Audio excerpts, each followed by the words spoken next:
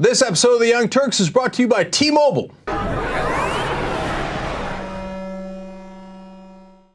A University of Texas at Austin professor by the name of Daniel Hammermesh is saying that ugly people need affirmative action, okay? And they need the ability to use the law to sue against employers or other people who discriminate against them, okay? And he's being serious about this. Now, look, there's a couple of things here. Now, number one, we know, and we've done stories here on The Young Turks, that unfortunately that is a large factor in whether you get ahead in the world. And for men, height is also very important on top of looks. So then are we going to have affirmative action for short people?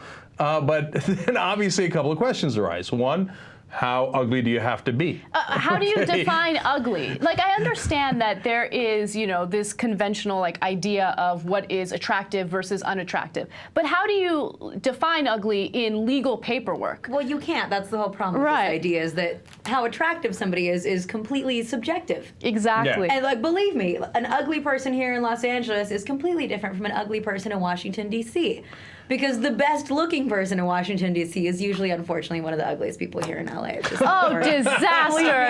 Disaster for Washington, D.C. Well, especially it's the politicians. Struggle.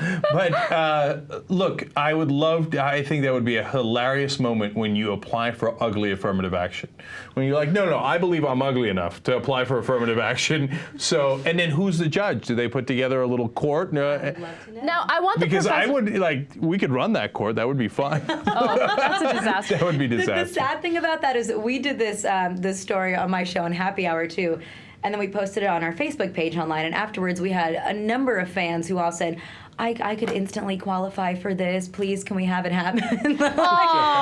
Signing themselves up. Guys are actually more affected by this than women are. In fact, there was a study that indicated that men, ugly men, make 12 to 15% less on average than attractive men. Now, so it does affect men, and I think it's a significant problem, but I don't know, this is the solution. Wouldn't you expect it to affect women more?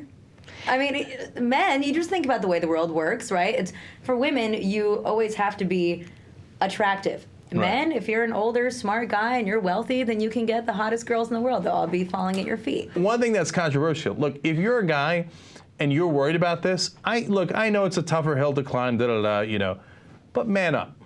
Okay, if you're so like worried and weak that you're like, oh my God, I'm not good looking enough and the good looking guys have the advantage, can I get affirmative action? Well, you're not going to get the job anyway. I mean, you're not going to get the promotion. Like, here's who's a boss who comes in and says, no, I'm the guy. I don't give a damn what I look like or what else is going on. I'm the frickin' guy, okay? Now, you might not like that guy, but that's the guy who's gonna get the promotion. If you're so worried about how you look that you're like intimidated by the attractive guys, well, you shouldn't get the promotion. Remember that study that we did before? Disagreeable employees are usually paid more. So be a disagreeable person, walk into that office, you know, and tell that employer, you're gonna hire me and I'm not gonna leave unless you do. It's true. Confidence, self-esteem, all of those things matter. If you sit there and you're meek and you look scared and you look like you don't think that you deserve to be there, you're going to be treated that way. Yeah, look, one last thing on this. Look, you know, I work in the media and I worked on television, right?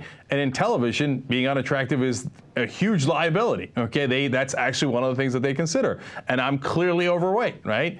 I have never let that bother me. I don't give a damn about it. Like, hey, you know, hey, is that a problem? Hell no, it's not a problem. And did you know that you can get the 4G mobile hotspot for only $19.99 a month? Furthermore, you can connect, boom, boom, boom, boom, boom, 5 different devices to it. And it's the largest 4G network in the United States. And overages are free. How's that possible? I don't know, it sounds amazing. Free.